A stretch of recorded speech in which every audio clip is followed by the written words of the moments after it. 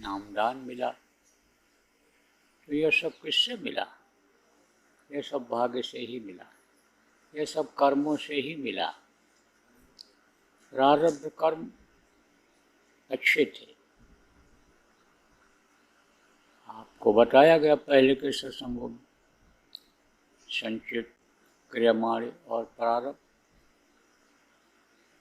संचित कर्म किसको कहते हैं? जो पिछले जन्म में जिस भी योनि में रहे उससे कर्म बना। हालांकि जिसके अंदर चैतन्यता होती है, मनुष्य योनि श्रेष्ठ होती है, ज़्यादातर कर्म उसी से बनते हैं। कर्म उससे भी बनते हैं, किससे? जिसकी बुद्धि नहीं होती, अनजान होता है, लेकिन उसकी माफ़ी हो जाती है। और जानकार जैसे कोई गलती करता है, सजा मिलती है, ऐसे ही मनुष्य जानकार होते हुए और उससे जो कर्म बनते हैं वो संचित कर्म होते हैं। संचित कर्म कम रहता है, क्रियमाण कर्म भी कम रहता है। प्रारब्ध कर्म जो बच जाता है भोगने का, उससे ये मनुष्य शरीर मिलता है। तो पिछले जन्म में जहाँ कहीं भी रहे, पीछे का जैसे आप चलते हो तो पीछे का दिखाई नहीं पड़ता है, पीछे क्या है। कोई आकर के खड़ा हो गया, कोई जानवर आ गया, कोई पीछे से हमला करने लगा, आप देख नहीं सकते हो। ऐसे ही इन बाहरी आँखों से पीछे जो कर्म, उसको आप देख नहीं पाते हो, लेकिन उन्हीं अच्छे कर्मों की वजह से शरीर मिला और अच्छे कर्म आए तो सद्गुरु मिले, नाम मिल गया। नाम की कमाई करने के लिए तो समर्थ संत रहे हैं धरती पर, सब लोगों ने कहा है कि भाई नाम की कमाई करो। नाम ही यानी भव सागर से पार करेगा, नहीं तो इसमें डूबते उतराते रहोगे, इसी में जन्मते मरते रहोगे, ये छूटेगी नहीं पीड़ा, यह दर्द खत्म नहीं होगा, बराबर बना रहेगा। संतों ने सबने कहा नाम की कमाई करो, नाम को पकड़ो। लेकिन नाम को पकड़ना इस समय बहुत मुश्किल हो रहा है। कारण क्या है? भजन ध्यान में मन नहीं लगता है। मन का लगना जरूरी है। मन इस शरीर का प्रमुख एक तरह से यानी अंग कह लो आप, जैसे हाथ पैर आँख कान ये अंग होता है, ऐसे समझ लो कि अंतर के ये अंग हैं, अंग है ये एक तरह से, भजन का एक तरह से ये अंग है। कि जैसे हाथ न हो तो कोई क्या खा पाएगा, हाथ अगर बांध दिया जाए तो चलने में भी दिक्कत होती है। आदमी हाथ हिलाकर जब चलता है, तेज चल लेता है, हवा जो काटती है यानी रोकती है उसको ये साफ करता। जैसे हवाई जहाज में पंख होते हैं, पंख ऐसे चलते रहते हैं तो हवा को काटते रहते हैं, इसी तरह से मन है। तो मन ये हो गया गंदा, मन ही कर्मों को इकट्ठा कराता है, मन ही कर्म को अनुसंधु करने के लिए इस शरीर से प्रेरणा देता है, शरीर से कराता है। तो मन ये हो गया गंदा, क्योंकि कर्म हो गए गंदा। अब कुछ कर्म ऐसे हैं जिनको हम आप जान नहीं पाते हैं, समझ नहीं पाते हैं, बहुत से लोग नहीं समझ पाते हैं। दुनिया वाले जो दुख झेल रहे हैं, तकलीफ झेल रहे हैं, जो मृग तृष्णा की तरह से भाग रहे हैं इधर उधर, उनको तो और भी जानकारी नहीं है, क्योंकि सत्संग मिलता नहीं, सत्संग सुनते नहीं हैं। सत्संग से ही सारी बातों की जानकारी होती है, तो सत्संग मिलता नहीं, वो तो और ज़्यादा परेशान है। और सत्संग कम सुनते रहने से, सत्संग की बातों को न समझ पाने की वजह से, यानी कर्मों के बारे में जानकारी नहीं हो पाती है। देखो प्रेमी, कर्मों का हिसाब लिखा जाता है, मनसा वाचा और कर्मणा, ये 3 कर्म होते हैं। मनसा कर्म किसको कहते हैं? मनसा कर्म आदमी मन में सोचता है, बुरी भावना को लाता है, किसी के प्रति बुरा भाव लाता है, सोचता है उसके बारे में कि ऐसा हमको करना है, कर डालना है, ऐसा कर दें, बुरी चीज़ों के बारे में सोचता है, बुराई की तरफ प्रेरणा देता है, शरीर को बुराई कराने के लिए कहता है बुराई करो, तो वो मनसा पाप रखता है।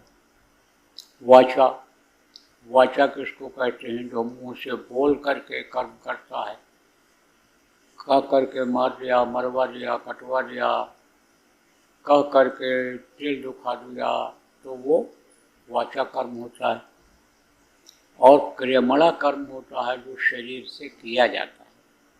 मन में सोचा कि हम इनको दो थप्पड़ मारेंगे, पिटवाएंगे, हम मुँह से बोल के कहा मारो इसको, अब उसको मार पड़ी तो दुखी हुआ, दर्द हुआ, तकलीफ हुई, बेकसूर है लेकिन तो भी मार पड़ गई, तो वो वाचा और मनसा पाप हुआ। और कर्मणा पीट दिया, मार दिया उसको, मारने लगे। तो ये तीनों कर्म जो होते हैं, ये यमराज जिनको आप जज कह लो, जो निर्णय देते हैं, कहाँ का निर्णय देते हैं? देखो प्रेमियों, जैसे यहाँ कोर्ट कचहरी बनी हुई है, तो कोई सिविल जज होते हैं, सिविल जज किसको कहते हैं? जो जिला में रहते जिला जज होते हैं, फिर हाई कोर्ट के जज होते हैं, फिर सुप्रीम कोर्ट के जज होते हैं। ये जो कोर्ट बने हुए हैं जहाँ से निर्णय मिलता है, इसी तरह से इस मृत लोक के जो जज हैं, यहाँ का जो निर्णय देते हैं, यहाँ का अच्छाई बुराई का जो फल देते हैं, वो कौन कहलाते हैं? यमराज कहलाते हैं। तो यमराज के चित्रगुप्त हैं मंत्री, जैसे साहब लोगों के यहाँ पेशकार होते हैं, पीए जिनको कहते हो, ऐसे ही वो हैं उनके मंत्री, पीए जिनको कह लो आप। तो वो तो सब लिखते रहते हैं, जो भी आपका मनसा वाचा कर्मणा कर्म होगा सब लिखते रहते हैं। लेकिन यमराज को पावर होता है, चित्रगुप्त को पावर नहीं होता है, वो माफ नहीं कर सकते हैं। और वो जो जल्लाद यमराज के दूत भेजे जाते हैं आखिरी वक्त पर इसी शरीर को खाली कराने के लिए, उनके पास तो माफ़ी नाम की कोई चीज़ ही नहीं होती है और न कोई रियायत होती है। रियायत किसको कहते हैं? कि कहाँ साहब पकड़ के तो ले चल रहे हो हमको तो जेल जाना ही, आप भेजोगे ही, लेकिन थोड़ा पानी पी लेने दो। तो चित्रगुप्त तो इस तरह का कर सकते हैं कि अच्छा ठीक है पानी पी लो, तो रोटी खा लो, रोटी खाने के लिए पानी पीने के लिए मनाही नहीं है, लेकिन छोड़ेंगे नहीं, ले चलेंगे, बंद करेंगे जेल। और इनका काम यमदूतों का क्या होता है? ये तो रोटी पानी देने के बजाय रोटी पानी ऐसे दिखा करके और हटा लेते हैं। भूखे को रोटी खिलाना पूरी का काम होता है, लेकिन पूरी नाम की तो उनके पास कोई चीज़ ही नहीं होती है। पूरी ही अगर आदमी करे तो यमराज के दूत आए क्यों? पाप ही यानी समझो जब आदमी करता है तो पापी को ही सजा देने के लिए वो आते हैं जल्लाद, जिनको यमराज का दूत कहते हैं। तो चित्रगुप्त माफ नहीं कर सकते, वो तो लिख करके पेश कर देते हैं। लेकिन यमराज को माफ़ी का समय होता है, माफ़ी का अधिकार होता है, लेकिन सभी कर्मों का नहीं होता है। जैसे ये जज के बारे में आपको बताया, कुछ अधिकार जो है नीचे के जज को होता है, उससे ज़्यादा अधिकार माफ़ करने का, क्षमा करने का अधिकार, केस को हल्का करने का अधिकार यानी किसको होता है? हाई कोर्ट के जज को होता है। फिर सुप्रीम कोर्ट सबसे बड़ा कोर्ट होता है, जैसे धरती का है, देशों का है, धरती के जो देश हैं उन देशों का नियम है, इसी तरह से ऊपर का भी नियम है। तो यमराज क्या माफ़ करता है? मनसा और वाचा कर्म को माफ़ करता है। लेकिन कर्मणा को माफ़ नहीं करता है। कर्मणा की फिर वो सज़ा दे देता है, और उसकी जो सज़ा होती है बड़ी कठिन होती है, बड़ी भयंकर होती है। नरकों में यातना जो यानी समझो होती है जीवों की, वो बहुत ही कठिन होती है।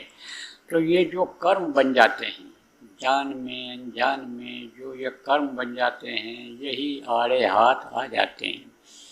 कब? जब ध्यान में बैठते हैं, भजन में बैठते हैं, तभी आ जाते हैं। और जो कर्म और ज़्यादा गंदा हो जाता है, गंदा बन जाता है शरीर से, तो उससे मन भी नहीं लगता है। किसमें? भजन में बैठने में, ध्यान में बैठने में, सत्संगों में आने में भी यानी समझो मन बिल्कुल नहीं लगता है। अब वो तो संस्कार है, संस्कार यानी जगा हुआ है, संस्कार ही खींच करके लाता है। वो थोड़ी सी छोटी सी चिंगारी जैसे रुई के पहाड़ को जला देती है, ऐसे ही ये संस्कार जो बना हुआ है, संतों ने डाला है, वही उन सामने के कर्मों को जला करके और खींच करके जीवों को सत्संगों में संतों के पास ले आया करता है। तो प्रेमियों, ये जो खान पान है, इसका असर पड़ता है, चाल चलन का असर पड़ता है, साथ का असर पड़ता है, स्थान का असर पड़ता है। इससे आदमी को, साधक को बचना चाहिए। साधक जब तक इससे नहीं बचेंगे, तब तक ये कर्म आते रहेंगे और ये भजन में बाधा डालते रहेंगे, भजन में मन लगने नहीं देंगे, घाट पर जीवात्मा को आने नहीं देंगे। जहाँ पर इस मृत्यु लोक का घाट है, जहाँ से इस मृत्यु लोक को छोड़ करके, इस पिंडी शरीर को छोड़ करके जीवात्मा निकलती है, ऐसे स्थान पर ये कर्म आने नहीं देंगे, बैठने नहीं देंगे। जहाँ उसका पहले सूरज को कहाँ लाना चाहिए? आँखों के बीच में लाना चाहिए, उसके बाद कुन घेर करके फिर घट पर लाना चाहिए, तो आँखों के बीच में ही नहीं आने देते हैं ये जो कर्म। कर्मों से बचना चाहिए। देखो, जैसे बताया गया है प्रसाद के बारे में, तो प्रसाद वास्तव में कौन सा होता है? प्रसाद किसको कहते हैं? प्रसाद तो देवी देवताओं का भी लोग बनाते हैं और गुरु का भी बनाते हैं। तो पहले के समय में क्या होता था? पहले के समय में जनसंख्या कम थी, तो कम भीड़ होती थी, कम लोग जाते थे महात्माओं के पास, और समय अच्छा था, तो ज़्यादा ज़रूरत भी नहीं पड़ती थी, तो भोग लगाते थे। भोग किसको कहते हैं? खाने वाली चीज़ों को भोग कहते हैं। जितनी भी खाने वाली चीज़ें हैं, कहते भोग लगाओ, फल का भोग लगा दो, मीठे का भोग लगा दो, भोजन का भोग लगा दो, तो वो कुछ खा करके उसमें छोड़ देते थे। तो जब छोड़ देते थे तो वही प्रसाद हो जाता था। अब जब मूर्तियाँ लोग बनाने लगे तो वहाँ भी प्रसाद रखने लगे। अब देवता खाएं उसको चाहे न खाएं, लोग उसको प्रसाद मान लेते हैं। प्रसाद और भी तरीके से बनता है। प्रसाद छू करके भी बनता है, दृष्टि डाल करके भी बनता है, और खा करके भी बनता है, खा करके भी बनता है। तो प्रसाद यानी समझो किसका खाना चाहिए? भोग लगाया हुआ का खाना चाहिए, छुए हुए का, ऐसे जिसके अंदर धार उतरती हो। धार किसको कहते हैं? धारा। कबीर धारा आगम की, सदगुर रही लखाए, उलटता है सुमिरन करे, स्वामी संग मिलाए। धार माने धारा, ऊपर से जो यानी जीवात्माओं की धार उतर रही है, उस धार से जुड़ी हुई जीवात्मा जो होती है, यानी समझो कि वो जिस शरीर में रहती है, वो धार जिस शरीर में रहता है, उस शरीर से स्पर्श किया हुआ प्रसाद खाना चाहिए। जूठा प्रसाद ऐसे सब लोगों का नहीं खाना चाहिए, इसीलिए जूठा से बचा जाता है। अब आप सोचो कि होटलों में जो खाते हैं, या आजकल जो कोई जूठा खाने का कोई भी ध्यान नहीं है, ऐसे लोगों के यहाँ खाते पीते हैं।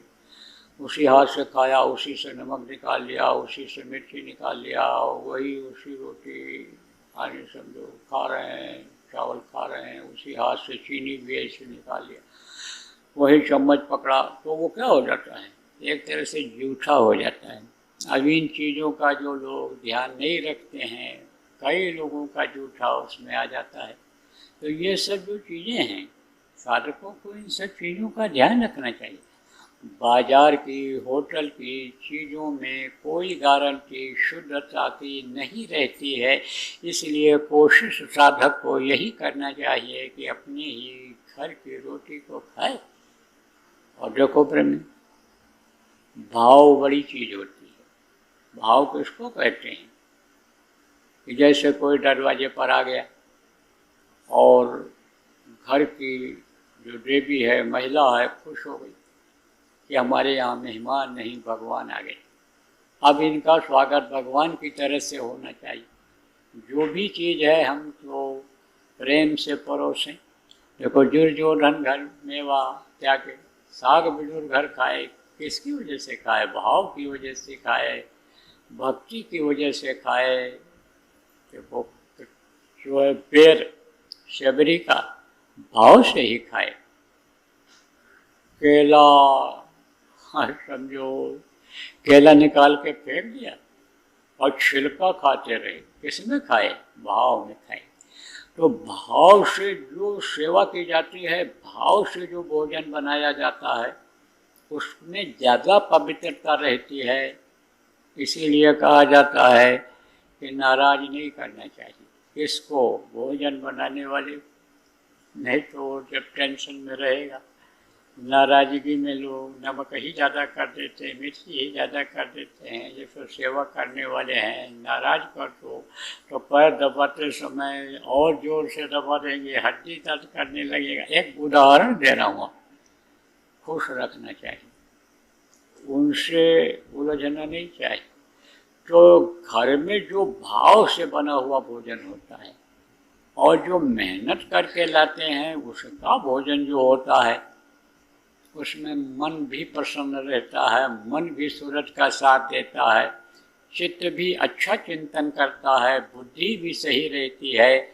इसलिए इन चीज़ों को साधकों को अपनाना चाहिए। कहा गया है, चोरी जुआ मस्करी मुखबिरी, ब्याज घूस पर नाज, और जो चाहे दीदार को याते बस निभाए। चोरी, चोरी में ज़्यादा मेहनत नहीं करनी पड़ती और माल ज़्यादा मिल जाता है। तो जितना मेहनत किया उसका कई गुना ज़्यादा माल जब ले आया, तो हराम का आया कि नहीं आया। तो कहते हराम का खाने वाले की बुद्धि सही नहीं रहती, और बुद्धि ही सही नहीं रहेगी, कोई पागल हो जाएगा तो गलत काम करेगा कि नहीं करेगा। तो हराम का आनी समझो आ जाता है, हलाल का नहीं रहता है। तो चोरी करने वाले का भजन नहीं बनता है, जुआ खेलने वाले का भी भजन नहीं बनता है। चोरी जुआ मुखबिरी, मुखबिरी में लोग क्या करते हैं, फंसा देते हैं। मुखबिरी हो गई, गलत आदमी के साथ सही आदमी भी पकड़ में आ जाता है और वो भी सजा पा जाता है। गुरु महाराज के पास बैठने का खूब मौका मिला, खूब गुरु महाराज सेवा दिए, 400 साल लगाए रखे चरण में। तो एक बार बताए कि कानपुर में पुलिस वालों ने एक चोर को पकड़ा, और पकड़ा तो वहाँ उसको मारा तो एक थप्पड़। भीड़ इकट्ठा हो गई। तो एक आदमी उधर से जा रहा था रिक्शे पर बैठ करके। तो उस समय तो कारें इतनी थी नहीं, सवारियाँ इतनी, स्कूटर वगैरह था नहीं। रिक्शे पर जो चलता था बड़ा आदमी होता था, जो पैर का रिक्शा 3 पहिए का होता है, उसको चलाते थे और बैठने वाले उस पर बैठ जाते थे, उनको पैसा देते थे। तो एक हट्टा कट्टा सेठ टाइप का आदमी अच्छा कपड़ा पहने हुए बैठा हुआ उस पर जा रहा था। कहा भाई रोको भाई, रिक्शा देखें क्या बात हो गई। अब वो खड़ा होकर के ऐसे देखने लगा, किसको पकड़े हैं, क्या हो गया।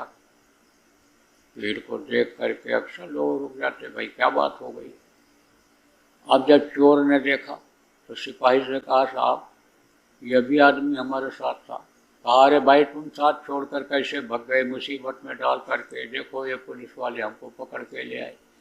अब पुलिस वालों ने उसको भी पकड़ लिया। किसको? कहा चलो थाने। वो शरीफ आदमी, बड़ा आदमी, पैसे वाला आदमी जो जा रहा था अपने जरूरी काम से, उसको भी पकड़ लिया पुलिस वाले। अब एक तरफ पुलिस वाला बैठ गया, एक तरफ सेठ बैठ गए, चोर को नीचे ऐसे उस पर बैठाया। तब उस शरीफ आदमी ने, सेठ टाइप का जो आदमी था, उसने चोर से कहा क्यों रे, तूने मेरा नाम क्यों ले लिया, मैं तो तुझको जानता भी नहीं, पहचानता भी नहीं, और तूने कहा यह भी थे। तो धीरे से बोला कि आप अगर साथ रहोगे, आप छूटोगे तो हम भी छूट जाएंगे, और आप जो है अभी शोर सिफारिश लगाओगे, खर्च करोगे तो आप छूटोगे, या आप अगर जेल भी हमारे साथ चलोगे तो आपके साथ रहूँगा, खाने पीने की सुविधा आपके ही जैसी हमको मिल जाएगी, उसी धारा में जिसमें मैं जाऊँगा जेल उसी में आप जाओगे, आपकी जमानत होगी तो हमारी भी जमानत हो जाएगी। अब सोचो आप कि थोड़ी देर के लिए सामने पड़ते ही संग दोष लगा कि नहीं लगा, साथ का असर आया कि नहीं आया। तो चोरी जुआ मुखबिरी, मुखबिरी इसको कहते हैं कि गलत आदमी के साथ सही आदमी को भी लोग फंसा देते हैं, तो मुखबिरी भी से भी वजन नहीं बनता। चोरी जुआ मुखबिरी, ब्याज, देखो ब्याज का एक सीमा होता है। सूदखोर जो होते हैं, ब्याज वाले जो होते हैं, उनके अंदर दया नहीं होती, कोई दया नहीं। और दया अगर उनको दिखाना होगा तो 100 आदमी 1000 आदमी के बीच में वो दया अपनी दिखाएंगे कि जिससे लोग कहें बहुत दानी, बहुत दानी। देखो कुछ लोग दिखावे का दान करते हैं और कुछ लोग चुपके से करते हैं। एक दर्जी था, दर्जी जानते हो जो कपड़ा सिलते हैं, तो दर्जी बहुत दान करता था, मशहूर था शहर में। और एक सेठ था, वो मामूली ऐसे काम, मामूली दान कर देता, मामूली धर्म का काम करता। और जो वो टेलर था दर्जी, वो खूब अच्छे अच्छे कामों में, जनहित के कामों में पैसा लगाता। तो जब कुछ दिन के बाद सेठ का इंतकाल हो गया, इंतकाल का मतलब उसकी मृत्यु हो गई, खत्म हो गया जब, तो दर्जी ने सेवा देना बंद कर दिया, दान करना बंद कर दिया। लोग सोचें इतना बड़ा सेठ, अब मौके पर जाओ तो लौटाता नहीं है, थोड़ा बहुत दे देता है। लेकिन इसके यहाँ जाना भी नहीं पड़ता है टेलर के यहाँ, या खुद ला करके दे देता है जगह जगह, जनहित का काम, रोगियों को दवा दिलाने का, भूखे को भोजन कराने का, गरीबों को जिसके पास कपड़ा नहीं है कपड़ा पहनाने का काम ये किया करता है। तो उसकी लोग तारीफ करते और सेठ के लोग निंदा करते। तो जब सेठ खत्म हो गया तो दर्जी ने देना बंद कर दिया। तब लोगों ने कहा कि भाई अब तुम क्यों नहीं दे रहे हो। अरे बोला मेरे पास आता ही नहीं तो मैं क्या दूँ। अरे तो सिलाई तो तुम्हारी और बढ़ गई, पहले से ज़्यादा ग्राहक आने लगे। बोले सिलाई के पैसे से मैं इतना कर पाता, वो तो सेठ हमको देता था, हमारे थ्रू वो खर्च कराता था, हमको देता था, मैं खर्च करता था। अब सेठ मर गया तो अब हम कहाँ से देंगे, अब हमारे पास आता ही नहीं। तो कहते हैं कि दान करना चाहिए, देना चाहिए मुट्ठी बांध कर, कोई देख न ले। कहते हैं भोजन को एकांत में खाना चाहिए, क्योंकि किसी किसी की नज़र खराब होती है, और नज़र जब भोजन पर, खाने पीने वाली चीज़ों पर पड़ जाती है तो नुकसान कर जाता है। और किसी के ऊपर भूत अगर सवार है, भूत ने अगर उस चीज़ को खा लिया तो समझो कि रात को तो सपने आने ही जाने हैं। तकलीफ तो झेलनी ही झेलनी है।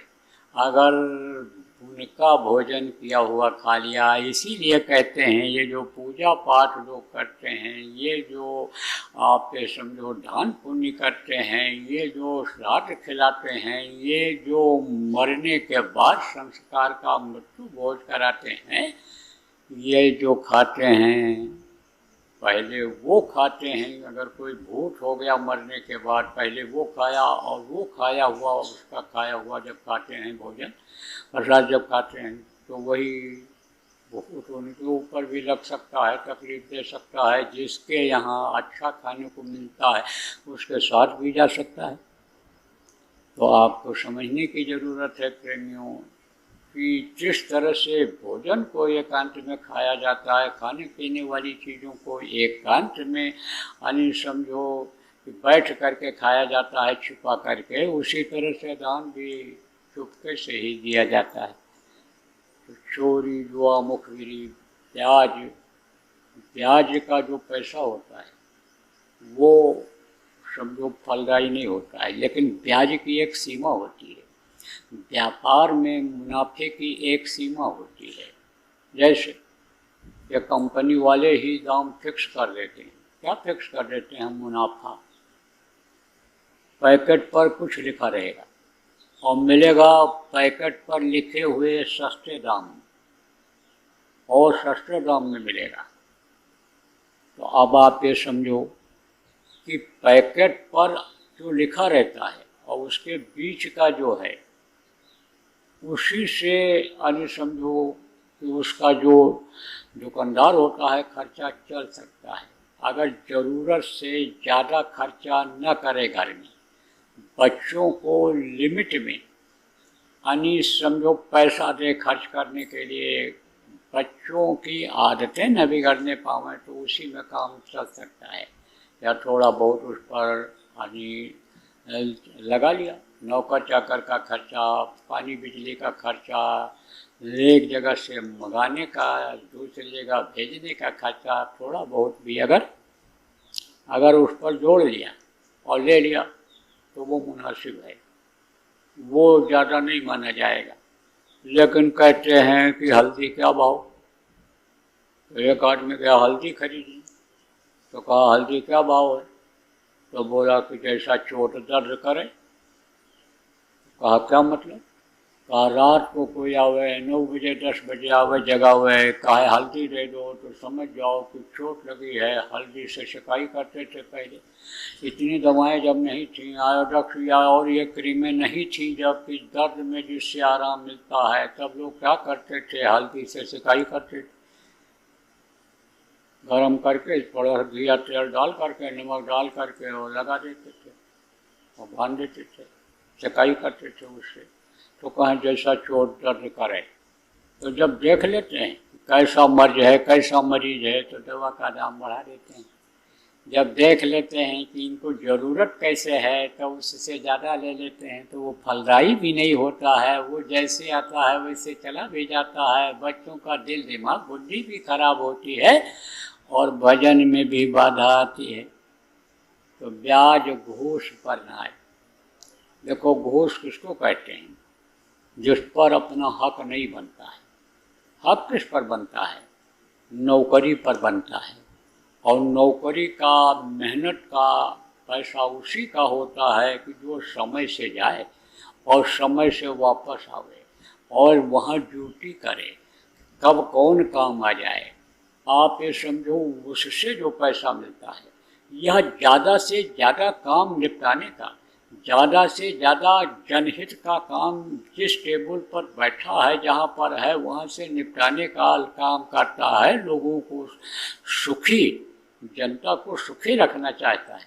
उसका मेहनत और ईमानदारी का पैसा होता है, वो फलता है।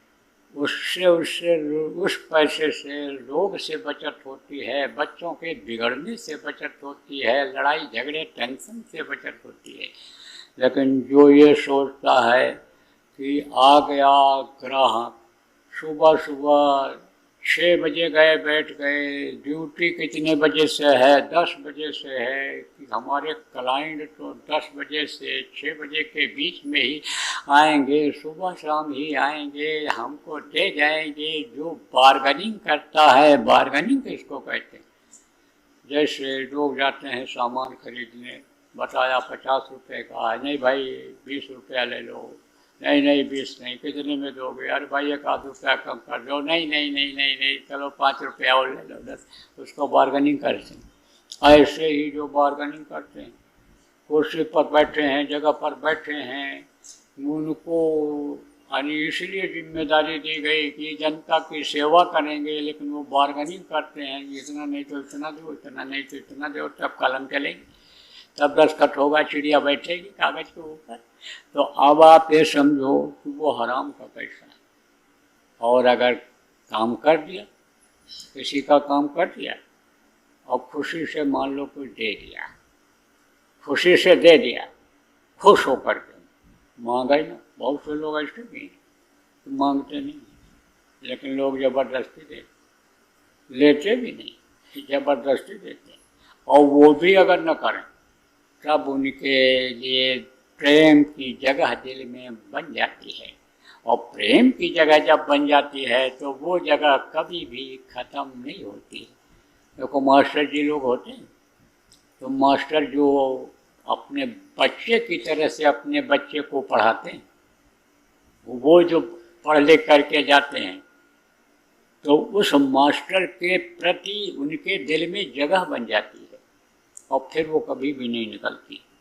एक मास्टर साहब ने हमसे ही बताया, कहा कि हम और हमारे प्रिंसिपल साहब गए थे एक दफ्तर में, स्कूल से संबंधित कुछ काम था, तो हमको बुला करके वो ले गए। तो वहाँ जब पहुँचे तो वो बताए कि वो हमारा पढ़ाया हुआ लड़का अफसर हो गया था। बोले हमको मालूम भी नहीं था कि हमारा पढ़ाया हुआ ये है, लेकिन जब वो उसने देखा तो कुर्सी से उतर करके आया और हमारा पैर छुआ, और हमने परिचय कराया कि हमारे प्रिंसिपल साहब हैं, तो उनको हाथ जोड़ करके प्रणाम किया, हाथ जोड़ करके नमस्कार किया, उनका पैर नहीं छुआ और ले गया बैठाया। और बैठा करके उसी के अधिकार में काम था, काम कर दिया फौरन, जायज़ काम था, नाजायज़ नहीं था, लेकिन उसी काम के लिए दौड़ करके जाना पड़ता। अब आजकल जानते ही हो कि कितना दौड़ना पड़ता है, कागजी घोड़े कितने धीमी गति से चलते हैं, एक टेबल से जाने पर दूसरे टेबल पर जाने में कितना समय लग जाता है फाइलों का। ये तो जो लोग आप जानते हो, दफ्तरों में जाते हो, क्या है आजकल का हिसाब, लेकिन फटाफट उनका काम हो गया। तब जब प्रिंसिपल साहब लौटे तब पूछे मास्टर साहब कि भाई देखो, क्रीम ब्रेन किसको कहते हैं? जो छोटी छोटी चीज़ों पर ध्यान देते हैं। पढ़े लिखे आदमी थे, तो उन्होंने इस बात को दिमाग में रखा, माइंड किया, जिसको इंग्लिश में कहते हैं, कि हमारा पैर उसने नहीं छुआ, परिचय कराते हुए भी कि ये हमारे प्रिंसिपल हैं। प्रिंसिपल बड़ा होता है, मास्टर उसके अंडर में होते हैं। तो कहा कि हमारा पैर नहीं छुआ उसने और इनका पैर छुआ। तब कहा भाई तुम्हारा पैर छुआ, हमारा नहीं छुआ, परिचय कराने के बाद भी कारण क्या है? तब वो हंसे, बोले मैंने उसको अपने बच्चे की तरह से पढ़ाया, अपने बच्चे, और उसमें कोई फ़र्क नहीं रखा, और मेरे पढ़ाने से उसको ये कुर्सी मिली, इस चीज़ को उसने फील किया, और उसके बदले में मैंने उससे कोई इच्छा नहीं किया जीवन में कि मैं इसको पढ़ा रहा हूँ। मैंने अपने परमार्थी भाव से पढ़ाया कि मेरी जो ड्यूटी है उसको मैं पूरा करूँ, इसलिए उसने मेरा पैर छुआ, उसके दिल में मेरे पर प्रेम की जगह बन गई। तब उन्होंने कहा, मेरा ऐसे पीठ ठोका और कंधा पकड़ा और हंस करके ऐसे चले गए, चलने लग गए।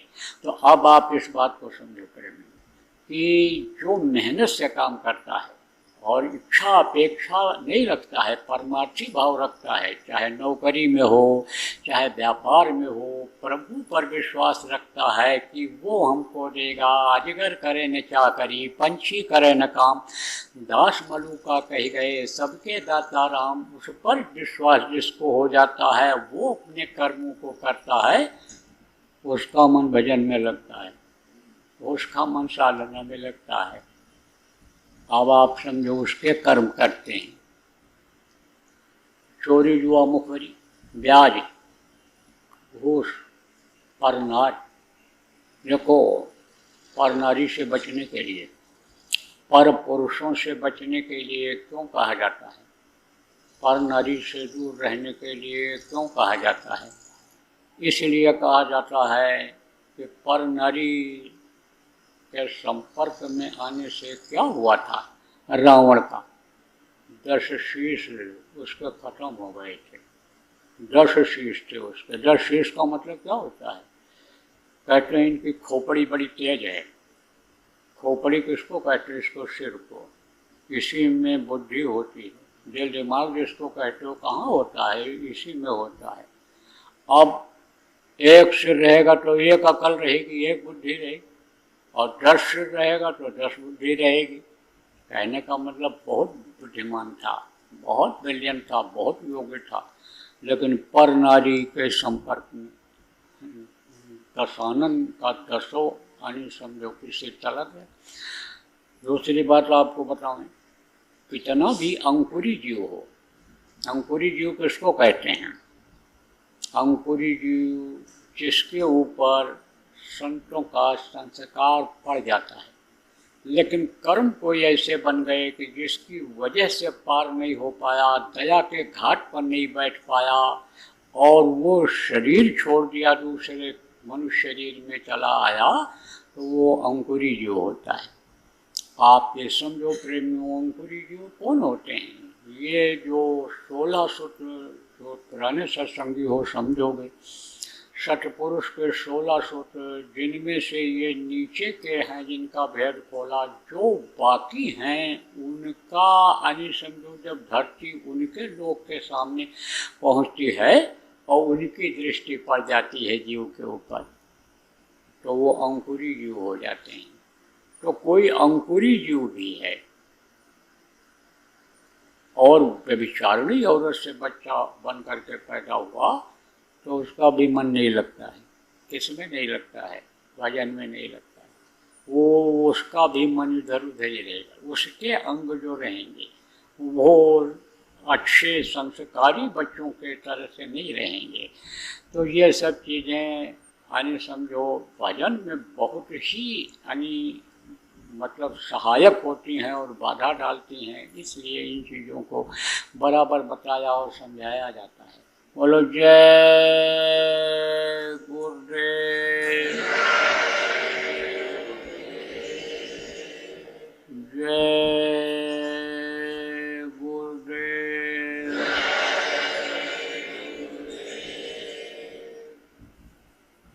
निहर के नजर करो मेरी ओर, निहर के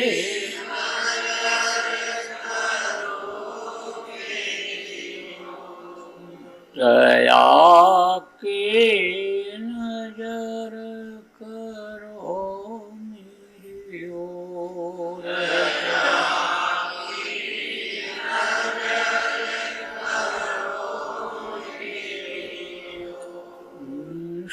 दिन तुम्हें निहारूं सतगुरु,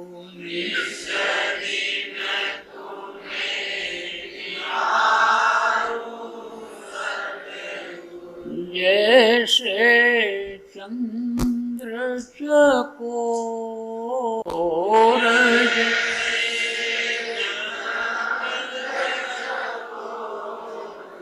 दया की नजर करो मेरी ओर,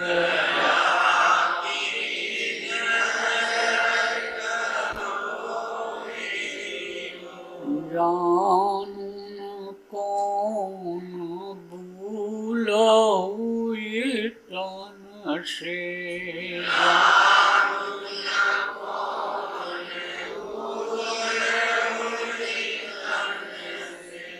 लियो हमसे मुख मोर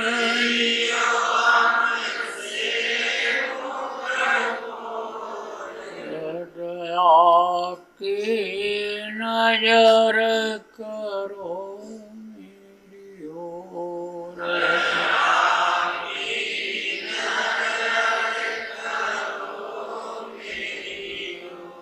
बालक जानी चूक बिसराओ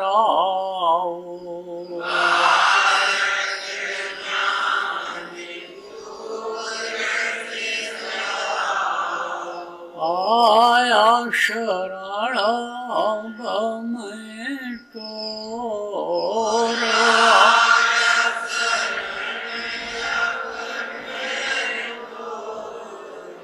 दया की नजर करो मेरी ओर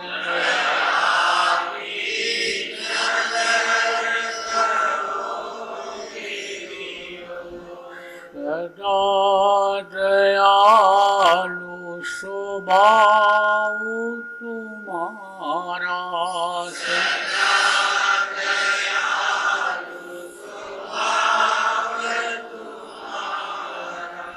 मेरी बेरिया कसबया कठोर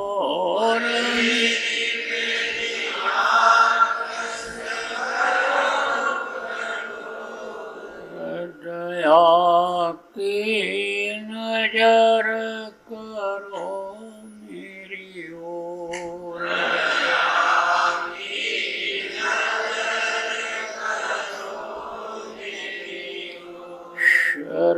शरणागत की लाज न राखो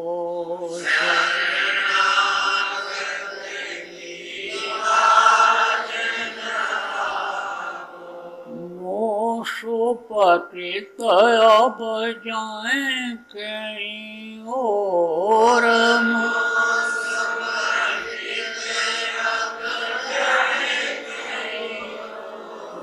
दया की नजर करो मेरी ओर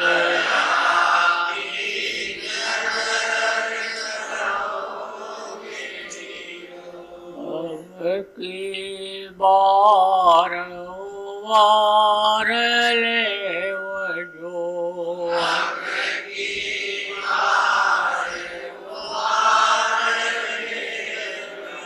फिर नजर बाप गही मगवोर फिर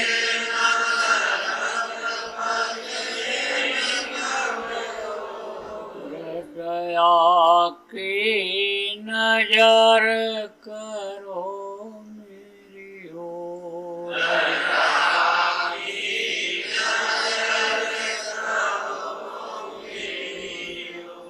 हर की नजर करो मेरी ओर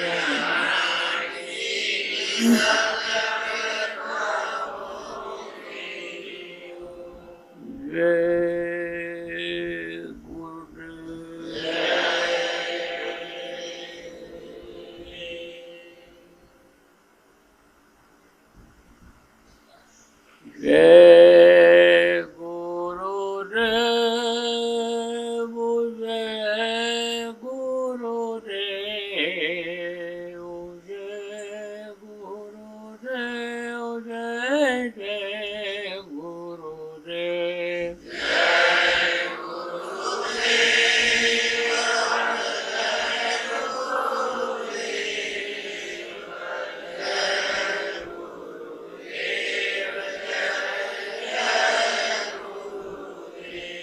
जय गुरुदेव जय गुरुदेव जय गुरुदेव जय